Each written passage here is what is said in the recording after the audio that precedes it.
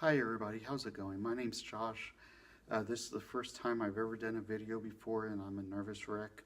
I've actually had an anxiety attack while I was trying to set this up. It's the first anxiety attack I've had in months, so this is truly terrifying, but it's something I wanted to challenge myself with this year. I wanted to try to improve my speaking skills, and I thought talking about film and other things that I love might be a great way to do that. So I wanted to preface this video by saying I used to be a giant snob. I would judge you based on the movies you watched, the music you listened to, the books you read. Thankfully, a lot of that has passed over the years. I'm not so judgmental anymore. I still have my moments, but I'm always trying to catch myself in those moments and try to be better. But the other day, something caught me on Twitter that really bothered me.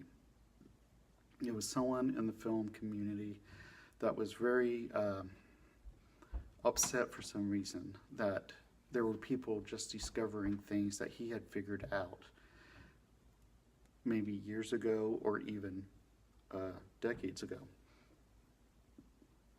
And I didn't understand this. I got into a small conversation with him and tried to remind him that we all start someplace. And is that a bad thing? And for some reason it was to him. And I can't imagine not wanting to share something you love with others.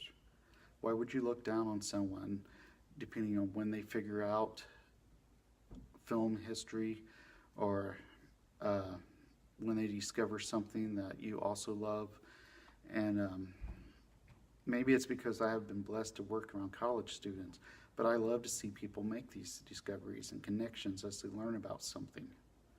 Because people miss out on art for various reasons. They might get a late start on film because, one, they grew up in a family that wasn't into independent film. They only had access to the mainstream blockbusters. Two, again, location. It might be a situation where they only had one movie theater and they only showed those blockbusters. Money might be a reason. They might not be able to afford to go to the cinema when they were younger. They might not be able to afford the streaming services that we take for granted. Just for example, one of my best friends grew up not being around film, and she came to film in college. She took a film class, and again, that's a gateway to film. It's do you have the money to go to college? If so, do you have the ability to take a film class? So there's many reasons that keep people from watching movies. There's many reasons why they discover them at certain times in life. And I think we should be cognizant of how people access something compared to like how we did. Life is a constant learning process. We can't even pretend to know everything about our favorite film, book, album. There's always something to learn. That's what brings me back to so many things I love. I know there is still something to discover. I discovered David Lynch 20 years ago. I can't pretend to know everything about his work. What I know now outweighs what I knew in the 20s. But hopefully when I'm 60, I'm still watching his films and learning about his process and his themes and what he was trying to do. So it excites me that right now someone is watching Twin Peaks for the very first time.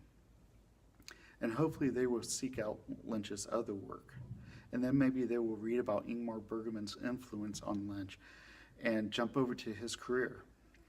But you know what would really excite me? Talking to someone who just discovered Twin Peaks and suggesting they might enjoy Bergman's Hour of the Wolf, or really just staying in Lynchland and directing them to Mulholland Drive.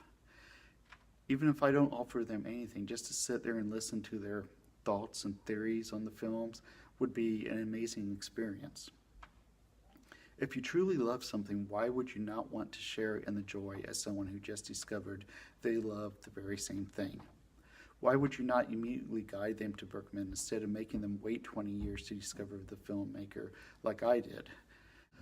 Why would you not want to ensure these things you love will survive for future generations to discover by actively sharing them with newcomers?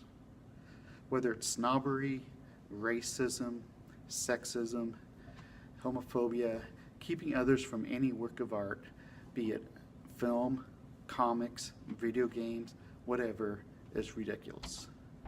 So let's try to be ambassadors, not gatekeepers. So thank you very much for listening. This went a little better than I thought it would be. I will try again and hopefully improve on this, but thank you for your time.